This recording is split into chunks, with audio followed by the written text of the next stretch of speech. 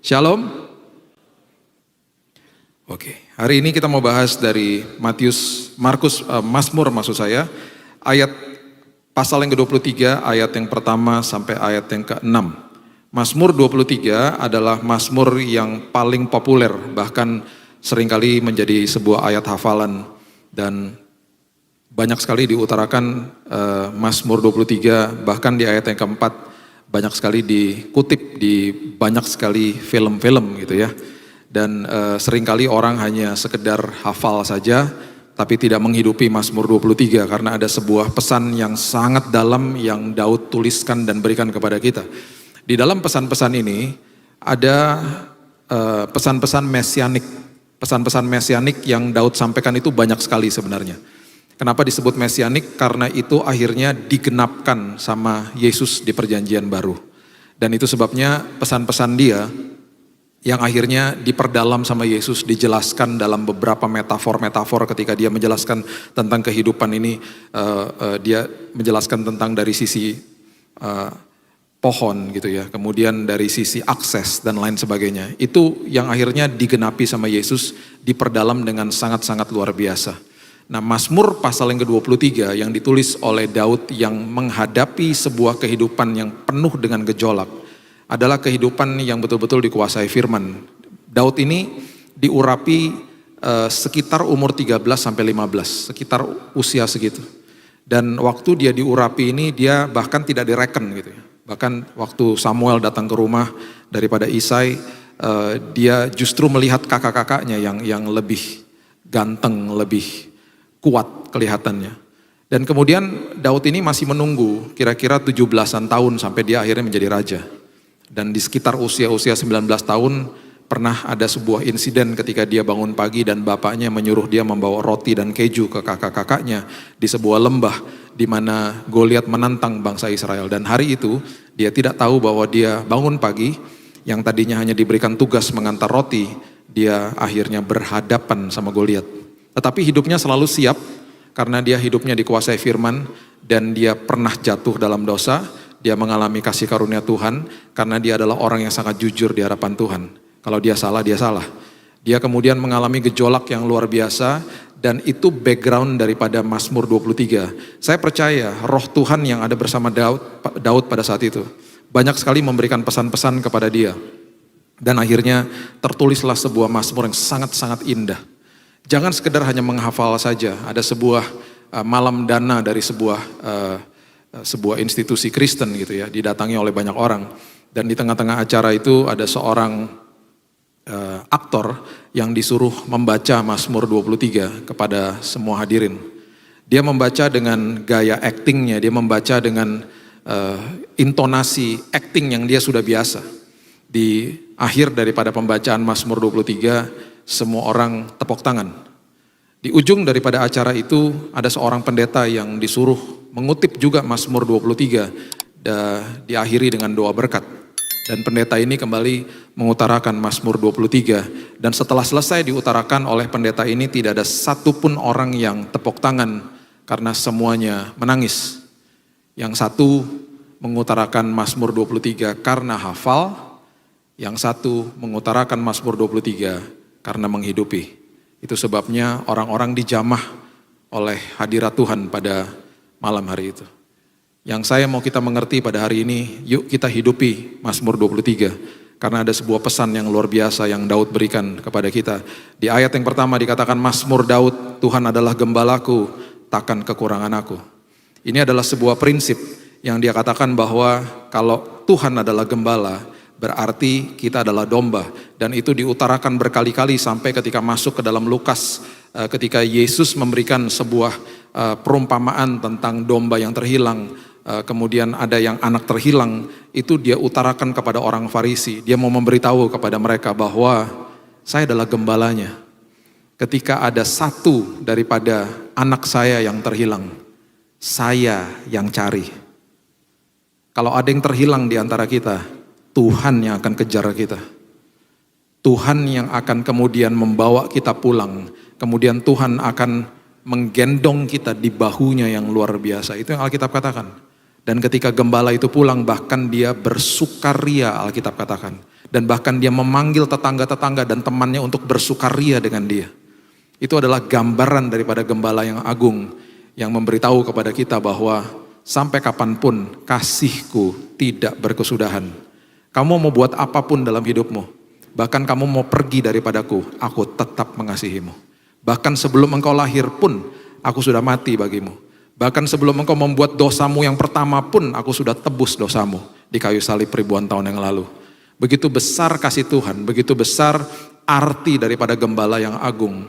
Dan itu sebabnya Alkitab mengatakan kita dianggap memang sebagai domba. Mohon maaf, domba itu menurut penelitian adalah binatang yang paling bodoh. Binatang yang susah diatur, binatang yang suka jalan sendiri dan tidak tahu kemana dia harus pergi. Kalau Bapak Ibu buka di YouTube, tulis saja ya, domba yang jatuh ke lubang, itu akan ada seseorang yang sedang menolong domba itu untuk keluar daripada lubang itu. Dan ketika dia sudah keluar dari lubang itu, dia akan lari, loncat-loncat karena dia kesenangan. Dan dia kemudian loncat masuk lagi ke lubang yang sama. Itulah domba, susah diatur. Bahkan domba itu kalau kita balikin badannya, dia nggak akan bisa balikin badannya sendiri. Dia bisa mati dalam posisi seperti itu. Dia membutuhkan pertolongan. Domba ketika kecebur ke air, dia punya bulunya bisa basah dengan air, memberatkan tubuhnya dan hanyut dengan air. Domba gak bisa main tak umpet. Kalau sampai ketemu dikagetin gitu ya, mati dia. Dia bisa serangan jantung. Itulah domba. Di tahun 2005 ada 1.500 domba sedang digembalakan di padang di sebuah tempat di Turki. Dan di jam makan siang, para gembala break makan siang, hanya sekitar 15-20 menit. Tiba-tiba ada satu domba yang keluar dari barisan dan nyemplung ke jurang. Dan ironisnya ada 400 domba yang lain ikut-ikutan sama dia, semuanya mati. Itulah domba, nggak bisa ditinggalin sebentar aja udah begitu. Makanya Daud menulis peristiwa ini karena mereka tahu, mereka sering kali pada saat itu bahkan Daud sendiri pun adalah seorang gembala yang menggembalakan kambing dan domba. Gak banyak, tapi dia tahu karakter kambing dan domba dia seperti apa. Ya, itu yang terjadi. Nah, ketika ini dipertajam sama Yesus bahwa kita ini tidak akan kekurangan sesuatu apapun, Yesus mengutarakan dengan beberapa metafor dan beberapa perumpamaan yang memberikan detail-detail kepada kita. Salah satu yang saya suka dan membangkitkan iman saya adalah ketika dia katakan bahwa kamu adalah ranting, aku adalah pokok anggur, Bapakku adalah pengusaha. Waktu kita mengerti tentang firman Tuhan, karena semua daripada kita ketika terima Yesus sebagai juru selamat, Alkitab dengan jelas mengatakan semua diberikan takaran yang sama. Ya, itu pelajaran yang beda lagi ya, bahwa kita sebenarnya sudah diberikan takaran yang sama apa? Iman. Jadi jangan pernah mengatakan bahwa oh saya gak punya iman. Kita sedang dibohongin iblis, makanya belajar firman Tuhan, mengerti firman Tuhan itu justru akan memperkokoh iman kita. Kita sudah diberikan iman sama Tuhan. Semua atribut surgawi, semua nilai surgawi, bahkan kasih Tuhan pun diletakkan di dalam roh kita ketika kita lahir baru, karena yang lahir baru adalah rohnya. Semuanya diberikan sama Tuhan di situ. Sekarang kita harus mengambil keputusan untuk memindahkan semua yang ada di dalam roh untuk menguasai jiwa. Itu sebabnya saya selalu katakan kasih makan rohnya. Karena yang lahir baru rohnya. Waktu saya lahir baru tahun 98, yang baru lahir rohnya. Sementara jiwa saya udah penuh sampah. Kalau saya nggak kasih makan rohnya, bagaimana akhirnya hidup saya bisa dipimpin sama roh? Kalau rohnya nggak pernah kuat, nggak pernah dikasih makan. Makanya jangan anggap enteng yang namanya pendengaran akan firman Tuhan. Jangan anggap enteng yang namanya membaca firman Tuhan. Jangan anggap enteng yang namanya berdoa. Jangan anggap enteng ketika kita menabur kebenaran firman di dalam hidup ini walaupun sulit. Itu kita lagi kasih makan sama rohnya. Dan akhirnya bertumbuh. Dan tanpa nanti kita sadari, kita hidupnya dipimpin sama roh. Beri makan rohnya karena rohnya masih muda.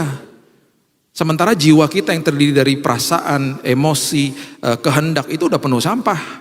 Dan gampang sekali dipenuhi dengan sampah. Karena pintu gerbang hati kita lewat mata dan telinga dipengaruhi dengan kondisi dunia. Kita melihat dan mendengar peristiwa-peristiwa yang buruk setiap hari. Bahkan kalau kita tidak menyortir informasi, bisa yang masuk sampah semua. Itu sebabnya sebuah keintiman dengan Tuhan setiap hari, itu mutlak bagi orang Kristen. Itu namanya lagi kasih makan sama rohnya. Kalau kita lalai dalam hal itu, akhirnya kita yang nanggung sendiri. Ya sekali lagi, iman sudah diberikan. Tetapi banyak orang Kristen yang akhirnya hidupnya ada yang dikuasai sama iman percayanya, ada yang tidak. Karena apa? Iman timbul dari pendengaran akan firman Allah. Timbul artinya dikuatkan, dikokohkan imannya. Kalau kita nggak dengar firman, kita nggak bilang sama diri kita, saya mau biarkan firman membaca saya supaya saya berubah setiap hari. Iman kita nggak akan bertumbuh. Padahal udah dikasih imannya. Bukan nggak ada. Nah itu sebabnya ketika Yesus katakan, kamu adalah ranting, aku adalah pokok anggur. Waktu saya sakit saya bilang gini, Tuhan, kalau ranting kan melekat kepada pokok anggur, berarti apapun yang pokok anggur punya, ranting juga punya. Karena nutrisinya mengalir ke ranting. Karena aku punya akses kepada sumber atas segala sumber. Tuhan, karena pokok anggur tidak punya kanker, aku gak punya kanker. Karena pokok anggurnya sehat, aku sehat. Karena pokok anggurnya tidak ada penyakit, aku gak ada penyakit Tuhan. Mulai maju dengan iman seperti begitu. Apapun masalah kita, Tuhan, aku ranting loh Tuhan. Itu sebabnya kalau hari ini sukacitaku seolah-olah sepertinya gak ada Tuhan. Damai seolah-olah gak ada, aku percaya aku melekat kepada pokok anggur. Aku percaya damai sejahtera Tuhan, sukacita, kesembuhan, pemulihan mengalir dalam hidupku. Karena kita punya akses. Itu sebabnya Lukas pasal yang ke-15 ayat yang ke-12 mengatakan begini. Lukas 15 ayat 12. Ini perumpamaan tentang anak yang terhilang. Kata yang bungsu kepada ayahnya, Bapa, berikanlah kepadaku bagian harta milik kita. Si bungsu tahu bahwa ketika dia tinggal sama bapaknya, dia memiliki akses kepada bapaknya. Sama seperti waktu saya tinggal dengan orang tua saya dulu. Saya nggak perlu tanya apa yang ada di kulkas, saya main buka aja, main makan aja. Semua yang di atas meja saya tinggal buka tudung saji, tinggal makan. Setiap hari saya nggak pernah mikirin besok ada makanan atau tidak, karena saya tahu besok pasti ada makanan.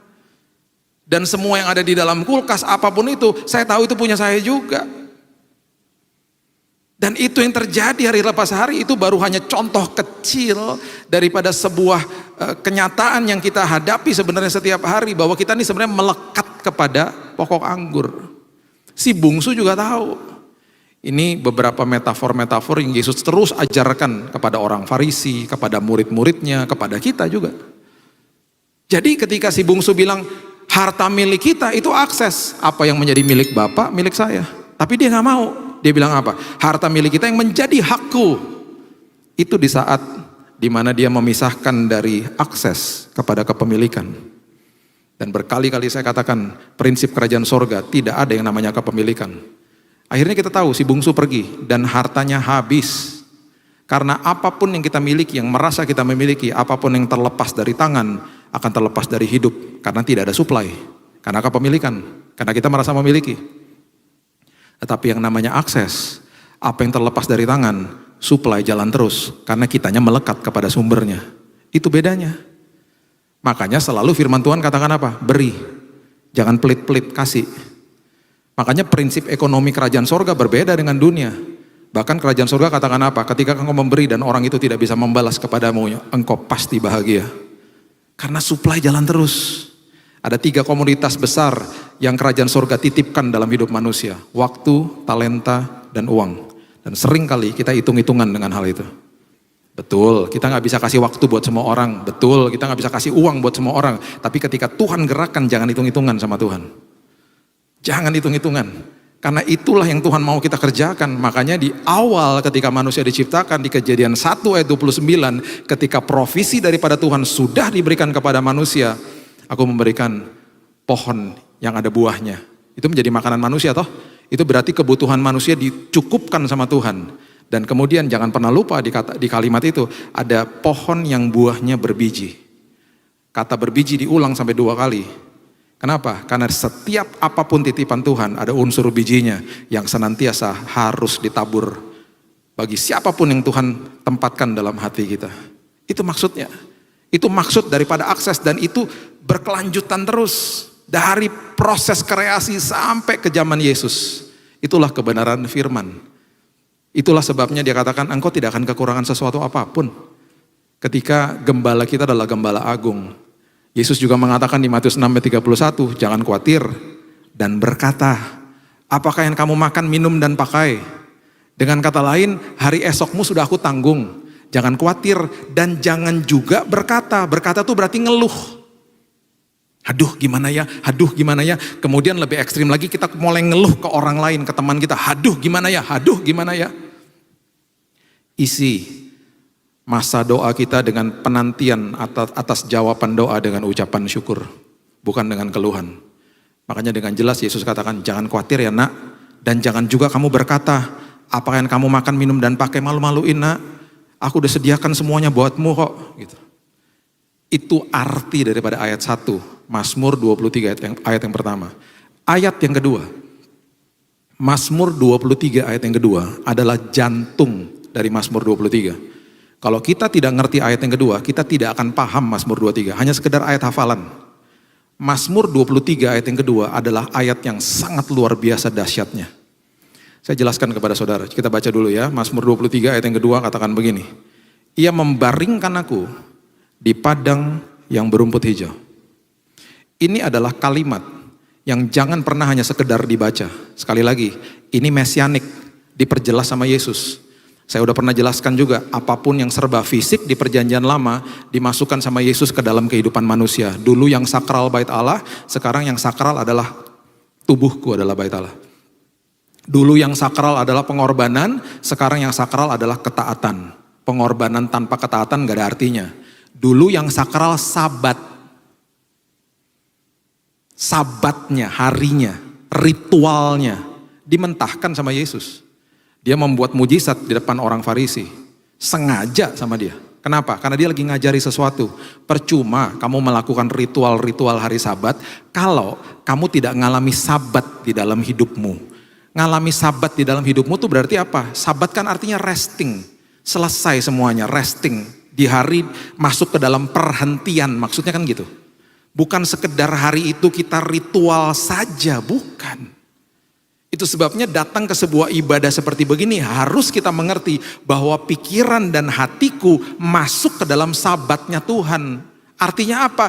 Pikiran dan hatiku masuk ke dalam perhentian Tuhan. Masuk dan dikuasai oleh damai sejahtera sama Tuhan. Itu dalam artinya. Diperjelas di Ibrani. Coba lihat Ibrani pasalnya yang keempat. Ayat yang ke-11, ya, Ibrani ini sampai hari ini belum ketahuan siapa yang menulis. Ada kemungkinan Paulus karena kosa-kosa katanya mirip dengan apa yang Paulus ajarkan. Ya, Ibrani 4 ayat 11 mengatakan begini, karena itu baiklah kita berusaha. Jarang loh di perjanjian baru itu ada kata berusaha. Itu biasanya konotasi perjanjian lama. Karena di dalam perjanjian baru kan kita diajarkan kita sudah terima kasih karunia Tuhan. Diajarkan begitu. Kata berusaha ketika keluar di tempat ini artinya spudetso, lakukan dengan segera, artinya gitu. Jangan ditunda. Maksudnya apa? Untuk masuk ke dalam perhentian itu. Itu sabat nih artinya. Supaya jangan seorang pun jatuh karena mengikuti contoh ketidaktaatan itu juga. Kalau dikemas dengan bahasa sehari-hari, maksudnya gini. Jangan khawatir ya. Setiap hari hidup dikuasai oleh damai Tuhan. Walaupun besok kamu sibuk, kamu berkarya, kamu mengalami hari-hari sibuk, ngadapin deadline dan lain sebagainya. Minta hidupmu dikuasai damai sejahtera Tuhan. Pikiran dan hati masuk dalam damai sejahtera Tuhan. Walaupun luarnya sibuk. Gitu loh. Jadi ketika kita masuk ke dalam perhentian Tuhan, tinggal di dalam damai Tuhan, akhirnya dikatakan kita tidak akan masuk ke dalam contoh ketidaktaatan, maksudnya kita akan melakukan dan mengambil keputusan yang benar gitu loh. Itu maksudnya. Nah, coba lihat ya. Ini yang Yesus sudah berikan. Coba lihat Yohanes 14 ayat yang ke-26. Kita udah tahu ayat ini. Yohanes 14 ayat 26. Tetapi penghibur, yaitu Roh Kudus yang akan diutus oleh Bapa dalam namaku, dialah yang akan mengajarkan segala sesuatu kepadamu dan akan mengingatkan kamu akan semua yang telah kukatakan kepadamu. Kita sudah tahu bahwa Roh Kudus sudah dititipkan untuk kita ketika Yesus akhirnya naik ke surga. Sudah diberikan, kita udah tahu, kita udah paham itu. Tapi kenapa ayat 27 gak pernah dibahas? Coba lihat ayat 27. Apalagi yang Yesus wariskan untuk kita. Dan karena kita gak tahu, kita gak terima akhirnya. Coba lihat. Damai sejahtera kutinggalkan bagimu. Damai sejahtera kutinggalkan bagimu. Kuwariskan kepadamu. Sudah kusiapkan untukmu. Damai sejahteraku kuberikan kepadamu, dan apa yang kuberikan tidak seperti yang diberikan dunia kepadamu. Jangan salah. Karena damai yang dunia berikan adalah damai setelah badai itu selesai. Tapi damai yang aku berikan adalah damai sepanjang masa. Bahkan selagi ada badai pun aku berikan damai sejahtera. Itu sebabnya dia lanjutkan. Itu sebabnya karena aku sudah memberikan damai kepadamu, janganlah gelisah hatimu. Janganlah gentar hatimu. Jadi setiap pagi yang mulai saya katakan, salah satu kalimat yang saya katakan di dalam doa saya memulai hari saya adalah kalimat ini. Dan saya tukar, saya serah terima sama Tuhan apa? Kekhawatiranku. 1 Petrus 5 ayat yang ke-7. Ini berkesinambungan dan ini kaitannya sangat indah sebenarnya. 1 Petrus 5 ayat yang ke-7. Firman Tuhan katakan begini. Serahkanlah segala kekhawatiranmu kepadanya, kepada Tuhan. Sebab Ia yang memelihara kamu. Serahkan semuanya kepada Dia. Sebab Ia yang memelihara kamu. Jadi ini doa saya tiap pagi gini. Tuhan, walaupun hari ini aku belum merasakan kekhawatiran. Tapi kalau sampai ada Tuhan, aku serahkan ya. Dan aku terima damai sejahtera Tuhan untuk aku hidupi sepanjang hari ini. Supaya apa? Supaya ini ayat 8 coba lihat. Ini dia. Sadarlah dan berjaga-jagalah. Kita gak akan bisa sadar dan berjaga-jagalah kalau kita gak hidup di dalam damai Tuhan. Lawanmu si iblis berjalan keliling sama seperti singa yang mengaum-ngaum. Bukan singa, seperti singa. Belagak jadi singa. Belagak nakut-nakutin kita. Karena cuma itu yang bisa lakukan, cuma bisa mengaum-ngaum. Mencari orang yang dapat ditelan. Dia seperti singa mencari orang yang dapat ditelan sama kebohongannya.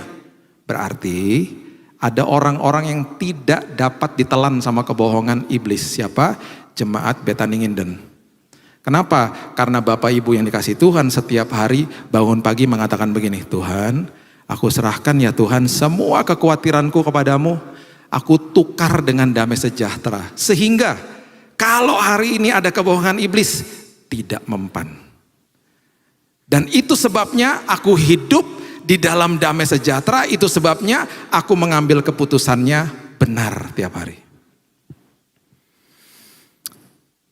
Kemarin hari Jumat, anak saya ya Keaton ini, dia telepon saya jam 12 siang dari sekolah. Dad, I need to go home. Aku perlu pulang. Kenapa? Kayaknya aku muntah-muntah, gak tahu kenapa perut aku kayaknya mahnya gak enak. Dia rupanya pagi-pagi sebelum sarapan ikut-ikutan sama saya minum kopi. Anak-anak saya ini nurun nih, suka minum kopi. Rupanya gak tahan perutnya, muntah-muntah, kena mahnya. Akhirnya dia pulang, badannya panas. Dan kemarin Sabtu, saya udah harus berangkat ke sini. Dan istri saya tidak ada di rumah, istri saya di luar negeri. Sampai hari Kamis depan. Panik saya. Panik.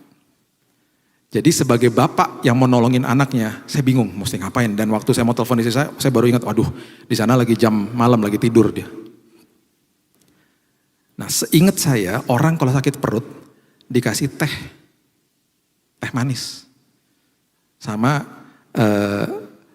roti toast, roti bakar gitu. Tapi itu kan untuk sakit perut. Bukan untuk mah. Orang dia gak buang-buang air kok, dia muntah-muntah.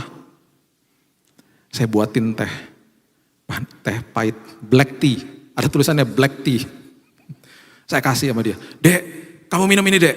Kamu pasti oke dek. Ada gulanya dek. Biar kamu ada energi. Dia minum, dia makan rotinya. Kira-kira 10 menit setelah itu, muntah lagi semuanya. Saya makin panik. Terus saya ingat ayat ini. Saya kemudian duduk, Tuhan, berikan aku ketenangan Tuhan. Aku mau mengambil keputusan dengan benar. Aku panik Tuhan. Gimana nih anak Tuhan? Terus kalau gak bisa makan, gak bisa minum, dehidrasi, harus masuk rumah sakit. Harus diinfus nanti lama-lama. Jadi Tuhan berikan aku hikmat. Dan setelah saya berdoa, kayak ada suara, buka Google dong, lihat apa sih. Kalau kan itu hal sederhana. Apa yang nggak boleh diminum atau dimakan sama orang-orang yang kena mah. Nomor 1 yang keluar, black tea. Wah, mampus. Black tea. Black tea di atas. Oh Tuhan, black tea. Saya udah kasih Tuhan. Terus di bawahnya ditulis lagi, yang harus dikasih air kelapa. Jadi malam-malam saya beli air kelapa hijau. Saya langsung kasih ke dia. Pastinya kita berdoa, kita perjamuan. Dek, dia harus berangkat ke Surabaya besok. Kamu ntar sendirian di rumah. Kamu dalam nama Yesus kamu harus sembuh. Kamu harus sembuh. Kita percaya bahwa kamu sudah diberikan kesembuhan. Kamu nanti malam tidur sama aku ya dek. Kasih air kelapa, perjamuan, kita berdoa, kita tidur. Saya suruh dia minum. Sepanjang malam, dia tidur sama saya kebangun kan megangin. Oh udah gak panas, Besok paginya, dia sembuh total. Dia kemudian bilang sama saya, Dad aku udah enakan perutnya. Dia bisa makan dan lain sebagainya, makanya saya bisa berangkat. Saya telepon istri saya bilang, kemarin kejadiannya kayak gini. Kamu kasih apa? Air kelapa, saya kasih air kelapa. Lah tapi itu bisa muntah-muntah. Kamu sebelumnya kasih makan apa? Ya saya kasih teh. Gak boleh dikasih teh. Dimarahin saya.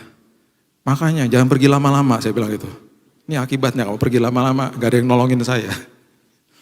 Maksud saya gini loh, apapun keputusan yang kita ambil, berdiam diri dulu di tangan Tuhan, di kaki Tuhan. Bilang ini, Tuhan, aku serahkan semua kekhawatiranku. Saya panik soalnya. Dan di dalam kepanikan saya mengambil keputusannya gegabah. Gak minta hikmat Tuhan, gak berdoa lagi. Dengan kekuatan sendiri, makin parah akhirnya. Iya ya Tuhan, berarti tiap hari dalam semua keadaan, aku mau supaya hidupku masuk ke dalam perhentian Tuhan. Pikiran dan hatiku tenang. Itu sebabnya ayat yang kedua kemudian melanjutkan begini. Ayat yang kedua, Mazmur 23. Ia membaringkan aku di padang yang berumput hijau, ia membimbing aku ke air yang tenang. Setelah kita masuk dalam damai Tuhan, hidup kita tenang. Setelah hidup kita tenang, berkelanjutan ayat yang ketiga apa? Dikatakan apa? Mazmur ayat yang ketiga mengatakan begini, ia menyegarkan jiwaku.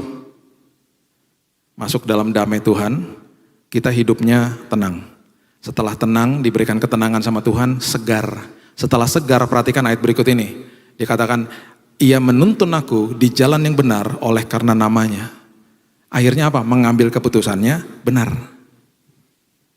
Makanya ya, setiap kali kita tahu bahwa kita melekat kepada ranting, kepada pokok anggur, semua yang pokok anggur punya tuh kita punya.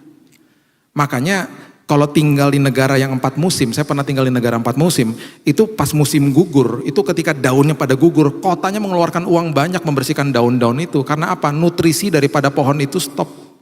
Karena dia harus menyiapkan nutrisi atau menyimpan nutrisi untuk masuk ke dalam musim dingin. Dan ketika setelah musim dingin selesai, dia salurkan nutrisinya lagi, baru ada musim semi, daun-daun yang baru bermunculan. Sementara firman Tuhan gak pernah ngomong gitu tentang kehidupan anak-anak Tuhan. Kita kan seperti pohon ditanam di tepi aliran air, berbuah pada musimnya, daunnya gak akan layu. Apapun yang kita perbuat berhasil. Maksudnya apa? Setiap musim boleh berganti karena punya akses kepada Tuhan, karena melekat kepada pokok anggur, daunnya gak layu. Musim boleh berganti, hidup kita segar. Itu maksudnya. Hidup kita masuk ke dalam damai, kita tenang, kita segar, mengambil keputusannya benar. Itu jantung daripada Mazmur 23. Makanya setelah kita mengerti itu, baru ada ayat yang keempat. Ayat yang paling mengerikan sebenarnya. Ayat 4 mengatakan begini, sekalipun aku berjalan dalam lembah kekelaman, aku tidak takut bahaya sebab engkau besertaku dan aku tenang. Aku mengambil keputusannya benar. Gadamu, itu kalau ada musuh dipukul sama gadanya, dan kemudian tongkatmu, kalau sampai ada domba yang keluar digait masuk sama gembalanya, itulah yang menghibur aku. Dalam bahasa Inggrisnya, though I walk through the valley of the shadow of death. Though I walk through, jadi cuman lewat lembah kekelaman ini, lembah bayang-bayang maut. Dan saya udah pernah kasih tahu di tempat ini, lembah bayang-bayang maut. Kenapa itu lembah bayang-bayang maut? Karena Daud lagi ngasih tahu sama kita, bayangan tampaknya selalu lebih besar daripada aslinya. Iblis selalu membesar-besarkan masalah, jangan takut. Yang kedua, bayangan tidak akan pernah bisa melukai kita. Nggak ada berita bapak-bapak meninggal gara-gara ditabrak bayangan truk, nggak ada. Nggak ada. Dan kenapa ada bayangan? Karena di dalam lembah yang gelap ada cahaya. Siapa cahaya itu? Ada Tuhan di situ. Tuhan hadir di situ. Makanya ada cahaya. Cahayanya kecil karena firman Tuhan adalah pelita. Nggak apa-apa, jalan bersama Tuhan yang penting. Bersama raja atas segala raja, pasti ujungnya aman dan nyaman. Gitu loh. Jadi akhirnya kita ngerti, karena sebelum ada ujian kehidupan, sebelum ada pergumulan hidup, saya udah hidup di dalam damai sejahtera Tuhan. Saya sudah tenang hidupnya, setiap hari saya tukar sama Tuhan, serah terima kekhawatiranku. Jadi aku gak bisa dibohongin. Jadi kalau sampai ada pergumulan hidup, kebohongan iblis gak mempan akhirnya. Kita gak akan dapat ditelan sama kebohongan iblis. Dan ayat yang kelima dengan luar biasa dia mulai katakan begini. Bahkan musuh kita dipermalukan, engkau menyediakan hidangan bagiku di hadapan lawanku. Engkau mengurapi kepalaku dengan minyak, pialaku penuh melimpah. Bayangin di hadapan musuh, kita dipersiapkan hidangan. Itu kalau di dalam kehidupan kerohanian kita berarti kita masih bisa berdoa. Kita gak stres. Di dalam kehidupan jasmani kita masih bisa makan. Karena kita gak stres. Disediakan hidangan sama Tuhan.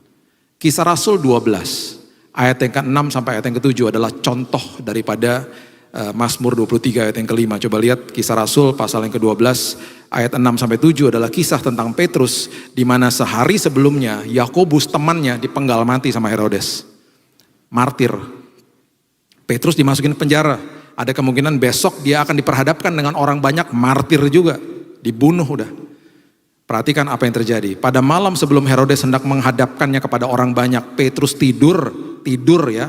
Tidurnya seperti apa? Di antara dua orang prajurit, terbelenggu dengan dua rantai. Selain itu prajurit-prajurit pengawal sedang berkawal di muka pintu. Tiba-tiba ada prajurit sebelah kanan kiri, prajurit depan pintu, rantai. Temannya baru mati, penggal. Stres gak? Stres lah pasti. Menurut pikiran manusia toh. Perhatikan ayat yang berikut ini, ayat 7. Tiba-tiba berdirilah seorang malaikat Tuhan dekat Petrus dan cahaya bersinar dalam ruangan itu. Lukas, seorang dokter yang menulis kisah para rasul, adalah seorang penulis yang cukup detail. Dia lagi memberitahu kepada kita bahwa ada sesuatu yang terjadi di ayat ini. Malaikat kalau turun dengan cahaya bersinar, udah sering kita baca, manusianya takut, manusianya gentar, sampai-sampai malaikatnya itu punya sepertinya seolah-olah punya SOP gitu ya. Jangan takut, aku malaikat. Kemudian baru setelah dia memberitahu siapa dia, baru dia memberikan pesan-pesannya. Perhatikan ayat yang ke-7. Malaikat Tuhan dekat Petrus dengan cahaya bersinar dalam ruangan itu. Petrusnya bangun? Tidak. Itu sebabnya Lukas menulis begini. Malaikat itu menepuk Petrus untuk membangunkannya. Bisa bayangin gak teman-temannya di surga ngetawain dia.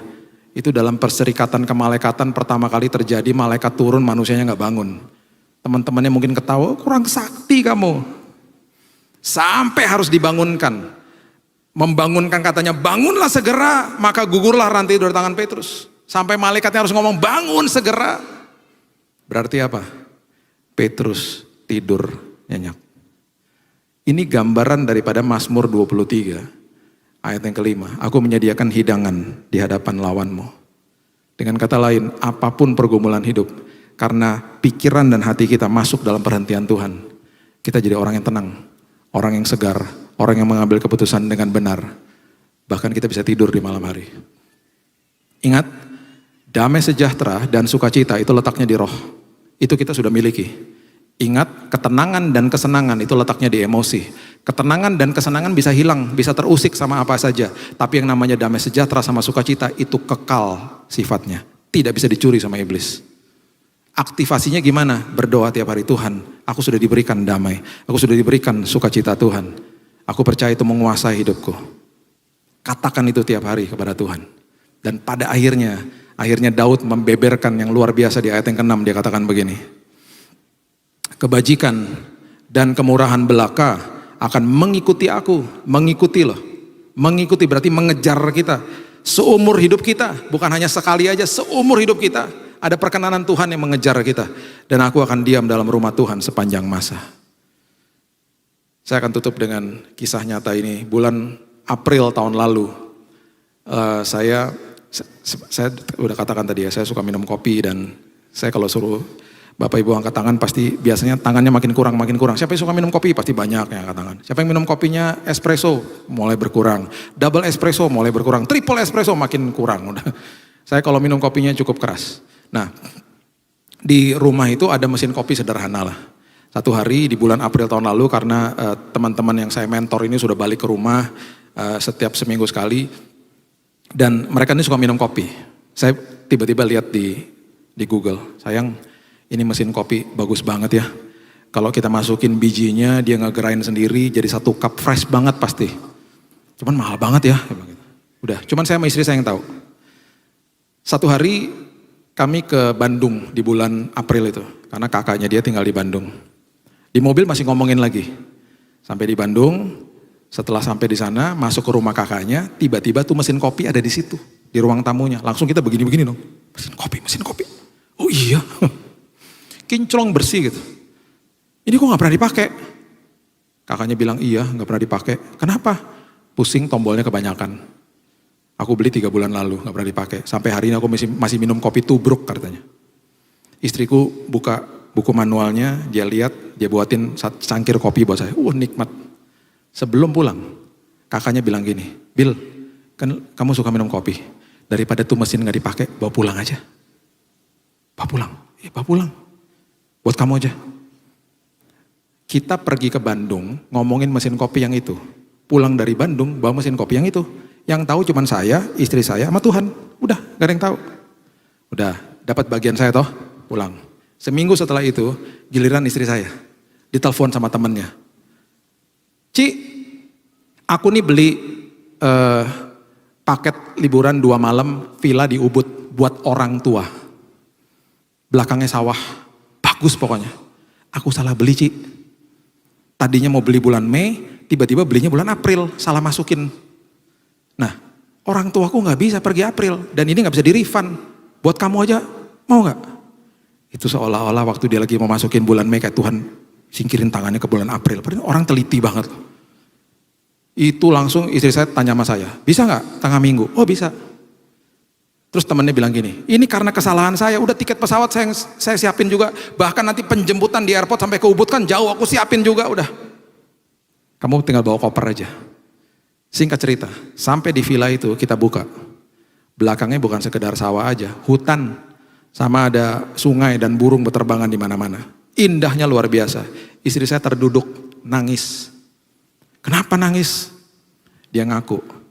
Kamu belum tahu, beberapa bulan lalu aku doa sama Tuhan. Aku bilang gini, Tuhan, schedule udah mulai padat. Pengen deh Tuhan, liburan berduaan aja sama suamiku. Di sebuah tempat yang belakangnya sawah. 2 hari aja Tuhan cukup. Kok bisa persis Tuhan kasih seperti ini? Persis 2 hari. Waktu saya dengar dia bilang 2 hari, saya bilang, lain kali jangan minta 2 hari. Dikasihnya 2 hari sama Tuhan. Mintanya seminggu dong. Bercanda. Maksud saya gini, kalau sampai mesin kopi sama villa di Ubud dikasih sama Tuhan, ingat, itu bukan kebutuhan, itu keinginan.